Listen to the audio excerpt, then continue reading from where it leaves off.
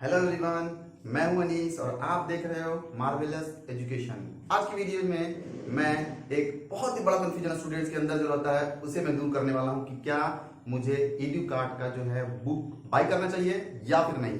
उस बुक को परचेज करने के बाद मुझे क्या क्या फीचर्स मिलने वाले हैं। तो आज मैं सोशल साइंस का एक बुक अनबॉक्स करके आपको दिखाऊंगा।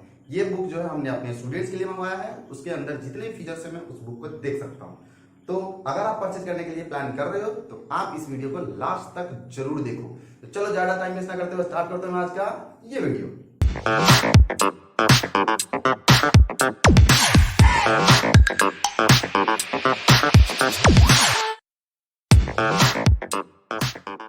तो डियर स्टूडेंट्स, इस वीडियो को स्टार्ट करने से पहले सबसे पहले मैं चाहूंगा कि आप लोगों को उस बुक का दर्शन मैं सबसे पहले करवा दूं। वो बुक आपको यहाँ पर स्क्रीन पे भी उसका फर्स्ट लुक दिख रहा होगा। सबसे ऊपर का जो हमारा पोस्टर है वो दिख रहा होगा। इस तरह का बुक जो है आपको दिखने में लगेगा। अब आप प्लान कर रहे हो कि what is the price of this book. तो ये प्राइस अगर आप बुक अगर किसी ऑफलाइन शॉप से खरीदने जाओगे तो आपको इसका प्राइस 649 दिखेगा, उस बुक के ऊपर मेंशन है। अब ऑनलाइन इसका प्राइस क्या चल रहा है, इस बुक को मैंने कितने में परचेज कर रहा है, ऐसे सारे डाउट्स को मैं लास्ट में आपको क्लियर करूंगा। इससे पहले हम ये तो जान लें कि बुक के अंदर है क्या। भाई वीडियो को डिस्कस करने से पहले मैं बता दूं कि इसमें मैं दो पार्ट्स में आपको इसके फीचर्स को एक्सप्लेन करूंगा। कैसा कैसा, पहला मुझे इस बुक को पढ़ने से पहले ये जो मैं बुक लिया हूं वो एक्चुअली में क्वेश्चन बैंक है।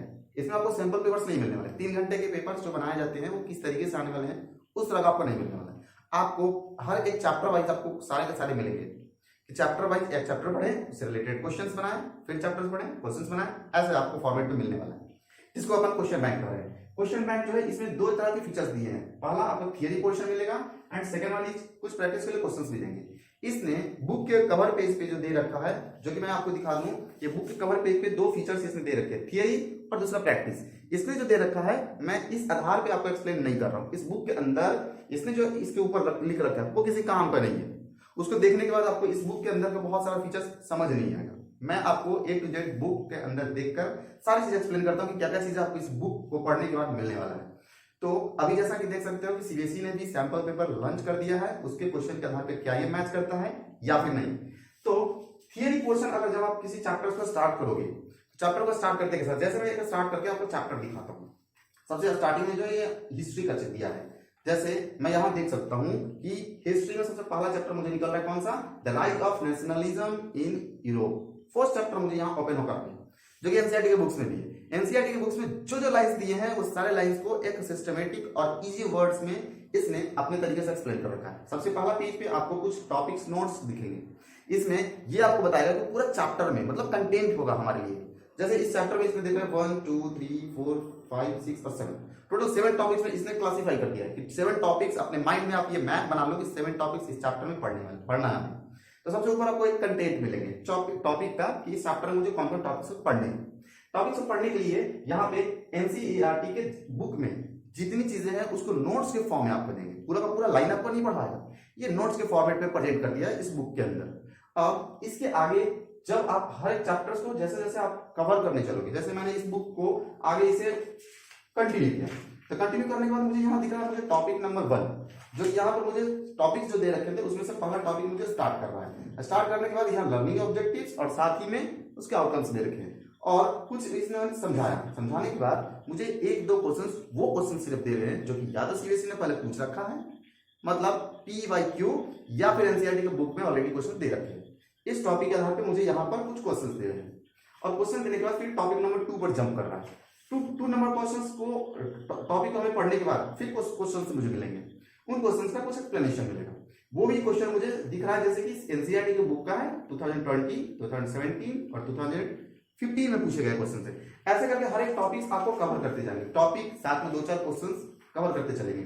तो कवर करने के बाद फिर आपको जब चैप्टर खत्म होने वाला होता है तो खत्म होने से पहले जैसे मैंने बताया टोटल इसमें 7 टॉपिक्स थे, तो 7 टॉपिक्स अब हमारा कवर हो गया। जैसे कि देख रहे हो यहाँ पर कि मुझे 7 टॉपिक्स थे, 7 टॉपिक्स अब थियरी का मेरा खत्म हो चुका है। थियरी का 7 टॉपिक कंप्लीट हो जाने के बाद आपको यहाँ दिखाने वाला है कि ग्लोसरी करने का मतलब ये है, यहाँ पर सेकेंड आएगा आपको ग्लोसरी वाला सेक्शन। ग्लोसरी वाले सेक्शन में आपको हिस्ट्री में उन वर्ड्स को दिया है जिन वर्ड्स को पढ़ते वक्त आपको इंग्लिश में डिफिकल्टी आने वाला है। डिफिकल्टी आने पर उन वर्ड्स को ग्लोसरी के अंदर डाला है। अगर आप एनसीईआरटी की बुक को लाइन बाय लाइन जब आप पढ़ोगे तो ग्लोसरी वर्ड्स आपको काफी हेल्प करेगा उन वर्ड्स को जल्दी कैचअप करने में। अब तीसरा पोर्शन जो होता है, जैसे ही अपना ग्लोसरी वर्ड खत्म होगा तो उसके बाद फिर हमारा होता है who is who. Who is who में इसने जितने भी फेमस पर्सन्स होते हैं उन फेमस पर्सन्स का नाम दे रखा है। अब जैसे मान लो मुझे फ्रेंच रिवॉल्यूशन, अगर मान लो यही मुझे चैप्टर पढ़ना है, sorry the rise of nationalism Europe, तो इसमें मुझे अर्नेस्ट रेनन के बारे में पढ़ना है। अर्नेस्ट रेनन कौन होते हैं इसके बारे में इसने एक दो लाइन लिख दिया, उसे जब आप पढ़ोगे तो अर्नेस्ट रेनन कौन था इसके बारे में आपको सारी जानकारियां मिल जाएगा। तो ये आपको बुक में फिर बाद में जाकर ढूंढना नहीं पड़ेगा, एक जगह आपको सारे लोगों का लिस्ट मिल गया, वहां से पढ़ो एक जेड लोगों का लिस्ट आपके दिमाग में रोटेट होना शुरू हो जाएगा।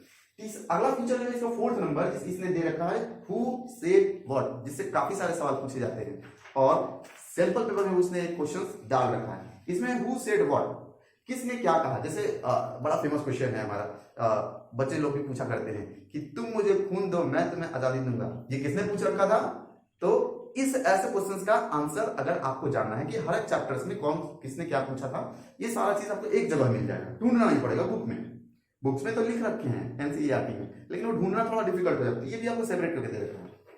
अगला जो हमारा इसने दिया है क्रोनोलॉजी के बारे में। क्रोनोलॉजी करने का मतलब क्या है कि अगर मान लो किसी स्टोरी को मुझे कंटिन्यू करना है, कंटिन्यू करने से पहले हमें इस स्टोरी को समझाया जाएगा कि सबसे पहले क्या हुआ, उस कंट्री के अंदर एक राजा का जन्म हुआ, उसने अपना एक जन्म लेने के बाद फिर उसको स्टेब्लिश करा था। कब स्टेब्लिश किया, उस डेट का नाम जानो, या इस डेट को उसने स्टेब्लिश करा। स्टेब्लिश करने के बाद फिर अगला स्टेब्लिश हो जाने के बाद फिर उसने अपने कंट्री में ये कौन कौन सी चीजें चलाई, क्या कब उसने कास्ट सिस्टम खत्म किया, कब उसने क्या क्या चीजें की, ये सारी चीजें आपको डेट वाइज एक सीक्वेंस में मिल जाता है। इसको हम लोग क्या कहते हैं, क्रोनोलॉजी। मतलब एक पार्टिकुलर डेट्स के हिसाब से, जैसे 1819 में क्या घटना हुआ, क्या सा इवेंट हुआ हमारा, 1820 में क्या हुआ, 1825 में हुआ, एक लाइन से अपन डेट्स के हिसाब से एक सीक्वेंस में अपन इस क्रोनोलॉजी के अंदर इंपॉर्टेंट डेट्स को दे रखी। तो ये था कौन, थियरी सेक्शन, जिसे मैंने वन बाय वन आपको एक्सप्लेन कर दिया। थोड़ा वीडियो लंबा हो रहा है लेकिन आपको टेंशन नहीं लेना है, इस बुक का मैं कंप्लीट फीचर्स आपको एक्सप्लेन करूंगा, थोड़ा सा भी आपको डाउट नहीं रह जाएगा इस बुक से रिलेटेड। अब चलते हैं अपन के और क्या फीचर्स मुझे मिलने वाले हैं प्रैक्टिस सेशन में। ये तो हो गया थियरी के बाद, तो भैया मैं जब थियरी पढ़ूंगा तो ये सारी चीजें फीचर्स मिल जाएंगे, मुझे बहुत ज्यादा मेहनत करने की जरूरत नहीं पड़ेगा, ये बुक मुझे काफी ज्यादा ऐसे ही हेल्प कर देगा। दूसरा सेक्शन आता है कि मुझे प्रैक्टिस में कैसे हेल्प करने वाला है, क्या ये प्रैक्टिस में अगर इस कोई बुक को लेकर करूंगा तो वो सीबीएसई से मैच करेगा या नहीं करेगा, ये सारे डाउट्स को अब मैं क्लियर करता हूँ वीडियो के सेकंड पार्ट में। तो चलो स्टार्ट करते हैं अपन सेकंड पार्ट, जिसमें मैं डिस्कशन करूंगा प्रैक्टिस सेशन। अब प्रैक्टिस सेशन को डिस्कस करने से पहले मैं ये बता दूं कि टोटल इसमें 5 तरह के क्वेश्चंस थे, 5 सेक्शन में है ये। अब यहां से जैसे चैप्टर का सारी चीजें खत्म हो जाने के बाद यहाँ मेरे पास आ गया है क्या, ये क्वेश्चंस का सीरीज यहाँ से, जिसमें मुझे प्रैक्टिस के लिए बहुत सारे क्वेश्चंस दे रखे हैं। सबसे पहला जो सीबीएसई ने भी बताया है कि मैं पूछने वाला हूँ एमसीक्यू क्वेश्चंस। एमसीक्यू क्वेश्चंस में 2 तरह के क्वेश्चंस इसने पूछने के लिए कहा है। कैसा कैसा, first one is objective questions, इसमें एक क्वेश्चन दे रखा होगा, उसमें 4 ऑप्शंस होंगे आपके लिए। 4 ऑप्शंस को आपको 4 ऑप्शन में से किसी कोई एक आंसर होगा करेक्ट, उस आंसर को आपको लिखना होगा। दूसरा हमारा असर्शन डिजिट टाइप क्वेश्चंस होंगे, ये दोनों के दोनों इस बुक के अंदर इसने भी दे रखा है पहले से ही, मतलब सीबीएसई के सैंपल पेपर को लॉन्च होने से पहले से इसने इसमें मेंशन कर रखा है। दूसरा जो आता है हमारे वेरी शॉर्ट आंसर क्वेश्चंस, ध्यान रखिए इसमें कुछ और भी क्वेश्चंस आपको मिलेंगे जो प्रेजेंट करने का तरीका होगा, like fill in the blank के फॉर्मेट में, मैचिंग के फॉर्मेट में, सब एमसीक्यू क्वेश्चंस के अंदर ही आ जाएंगे, सब उसी के आधार पर पूछने वाले और एक ही मार्क्स आपसे पूछा जाएगा।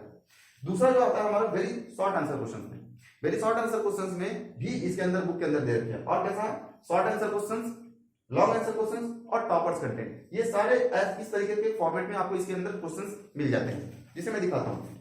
जैसे देख सकते हो यहाँ ऑब्जेक्टिव क्वेश्चंस दे रखे हैं। ऑब्जेक्टिव क्वेश्चंस खत्म होने के बाद इसमें कैसे दे रखा हमें, यहां देख सकते हो क्विज बेस्ड क्वेश्चंस दे रखे हैं।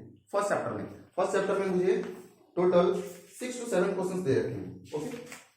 और उसके बाद यहां से स्टार्ट होता है हमारा वेरी शॉर्ट आंसर क्वेश्चन।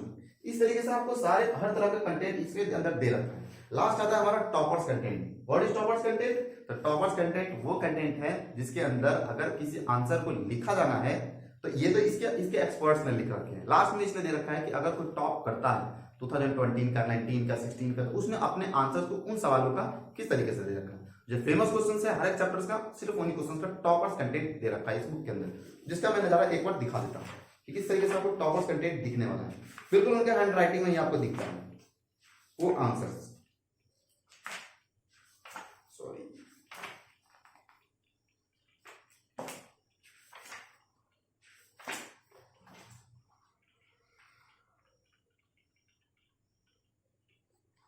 तो ये रहा हमारा टॉपर्स कंटेंट। इस तरीके से आप देख सकते हो कि टॉपर ने अगर आंसर लिखा है तो ये देख सकते हो सीबीएसई 2018 का टॉपर इसने लिख रखा है। सीबीएसई 2018 के टॉपर ने इस तरीके से आंसर लिखा है, उसका एक्जैक्टली कॉपी का स्क्रीनशॉट ही आपको इसके अंदर दे रखा है।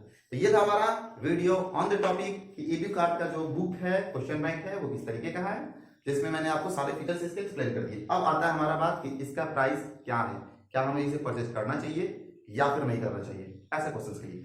तो अगर आप ऑफलाइन जाते हो तो ऑफलाइन इसके शॉप पे डिपेंड करेगा कि आपको कितना प्राइस में वो दे रहा है। अगर मैं ऑनलाइन की बात करूं तो ऑनलाइन में इसका प्राइस 414 रुपए चल रहा है। 414 रुपए इसका प्राइस है, पर क्या है स्पेशल डिस्काउंट के टाइम में मैंने इसे परचेज करा है अपने स्टूडेंट्स के लिए, जो कि 390 रुपीज में मिल गया। 390 रुपीज में मुझे ऑनलाइन मिला है, ऑनलाइन मैंने इसे परचेज करा है। और ये जो है हमारा ओरिजिनल प्राइस इसमें 649 लिख रखा है। तो ये है, आप डिपेंड करता है आपके ऊपर कि आप किस बजट का बुक परचेज करना चाहते हो, उस हिसाब से आप प्लान करो और प्लान करके आप इस बुक को अगर परचेज करना चाहते हो तो सीबीएसई के हिसाब से बिल्कुल फिट है, आप इस बुक को परचेज कर सकते हो। वीडियो को अंत करने से पहले मैं ये बता दूं कि मैंने किसी तरीके का इससे ईडू कार्ड की तरफ से कोई प्रमोशन के लिए हमने कोई पैसे नहीं लिए हैं। ये बिल्कुल हमारा अपने स्टूडेंट्स को समझाने के लिए क्या है उन्हें ये बुक परचेज करना चाहिए या फिर नहीं, हमने अपने तरफ से बनाया। ओके, इस वीडियो में इतना ही, मिलता है अगले वीडियो में, तब तक के लिए बाय बाय।